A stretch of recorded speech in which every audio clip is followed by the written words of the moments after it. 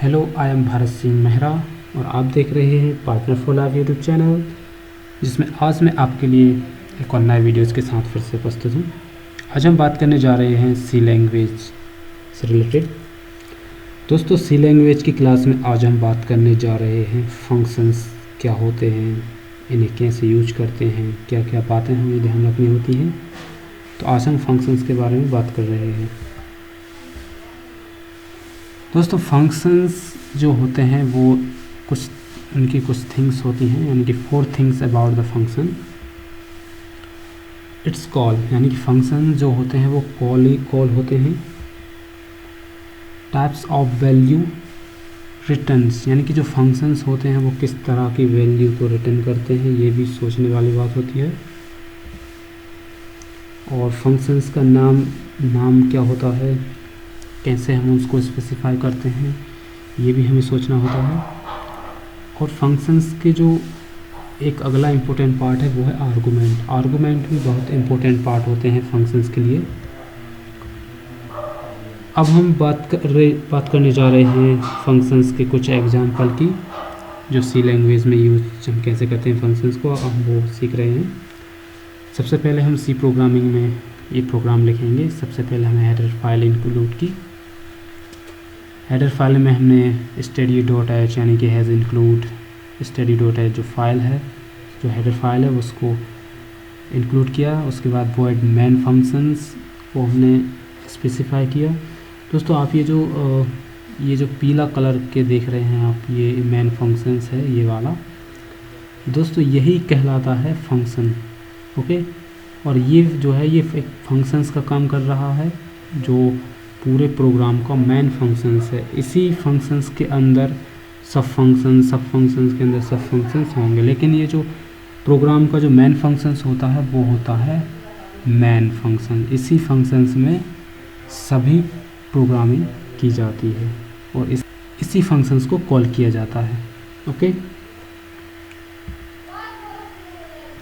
ये curly braces open किया और फिर से हमने एक और फंक्शंस को यूज किया। ये देखिए, ये मेन फंक्शंस है और ये इसका चाइल्ड फंक्शन यानी कि सब फंक्शंस है। और ये सबसे पहले जो मेन फंक्शंस होता है वो ये है, और उसके बाद फिर हमने ये उसके सब फंक्शंस को स्पेसिफाई किया। ये एक प्रिंटफ फंक्शंस है जो किसी मैसेज को प्रिंट करने का काम करता है। ओके, और फिर हमने वैल्यू को रिटर्न करा दिया जो 0 है, और कर्ली ब्रेसेस को बंद कर दिया। तो इस तरह से ये प्रोग्राम पूरा हो गया है। लेकिन अगर हम दोबारा इसमें देखें तो हमने इस प्रोग्राम में 2 फंक्शंस का यूज किया है, और उन 2 फंक्शंस में एक मेन फंक्शंस है और एक उसके अंदर प्रिंटफ फंक्शंस यूज किया है, जो उसका चाइल्ड फंक्शन यानी कि सब फंक्शंस है। ओके,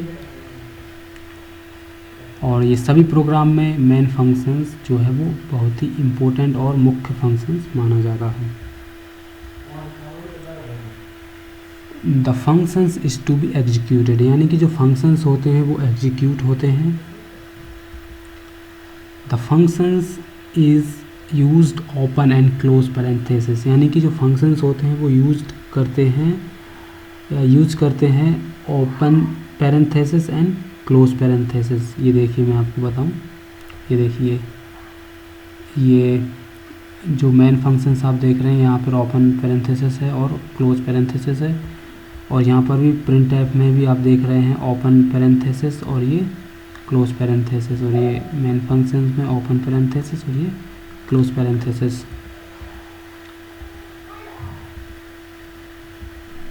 ये देखिए, आर्गूमेंट और value are to be passed this functions, यानी कि जो फंक्शंस होते हैं उन फंक्शंस में आर्गूमेंट या वैल्यू को पास किया जाता है। दोस्तों, कुछ फंक्शंस हैं जो काफ़ी इम्पोर्टेंट्स माने जाते हैं। वैसे तो सभी फंक्शंस प्रोग्रामिंग लैंग्वेज में इम्पोर्टेंट्स होते हैं, लेकिन जो सबसे ज़्यादा फंक्शंस यूज़ होते हैं वो मैं आज आपको बताने जा रहा हूँ। दोस्तों, प्रिंटफ फंक्शंस किसी मैसेज को प्रिंट कराने के लिए सबसे ज़्यादा यूज किया जाता है। अगर हमें किसी प्रोग्राम में कोई मैसेज प्रिंट कराना है तो हमें प्रिंटफ फंक्शंस का यूज़ हम करते हैं।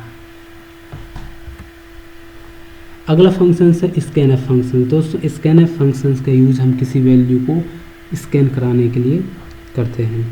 ओके दोस्तों, मेन फंक्शंस का मैंने आपको बता दिया है इस प्रोग्राम में कि जो मेन फंक्शंस होता है वो सभी प्रोग्राम का मुख्य फंक्शंस होता है, उसके बगैर हम प्रोग्रामिंग नहीं कर सकते। ठीक है, एक फंक्शंस होता है गेट फंक्शंस। गेट फंक्शंस का यूज़ हम सबसे आखिर में करते हैं, जो कि किसी भी प्रोग्राम की जो आउटपुट विंडो होती है उस विंडो को रोकने के लिए या कुछ देर तक स्थिर करने के लिए हमें ये जो गेट फंक्शंस का यूज़ हम करते हैं इसका। यानी कि जो गेट फंक्शंस है वो हमें आउटपुट विंडो को कुछ देर तक बनी रहने के लिए कुछ ऑपरेशंस परफॉर्म करता है।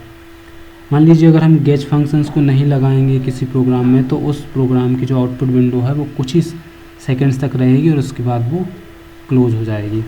अगर हमें किसी प्रोग्राम की आउटपुट विंडो को कुछ देर तक रखना है या हमें देखना है उस आउटपुट विंडो को, तो हमें गेट फंक्शंस का यूज करना बहुत ज़रूरी होता है।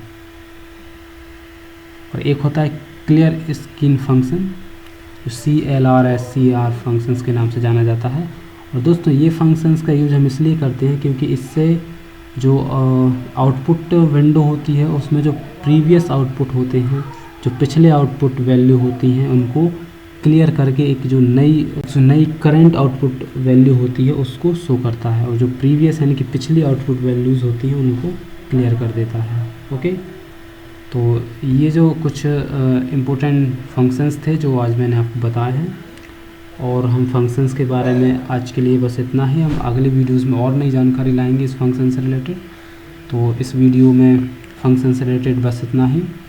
तो दोस्तों अगर आपको ये वीडियोस अच्छा लगा है तो आप इस वीडियो को लाइक कर सकते हैं, शेयर कर सकते हैं और अपने दोस्तों के साथ आप इसको और शेयर कर सकते हैं। और अगर आपको इस वीडियो से रिलेटेड कोई सवाल है, कोई क्वेरी है या कोई कमेंट्स है तो आप इस वीडियो के कमेंट बॉक्स में टाइप करके बता सकते हैं।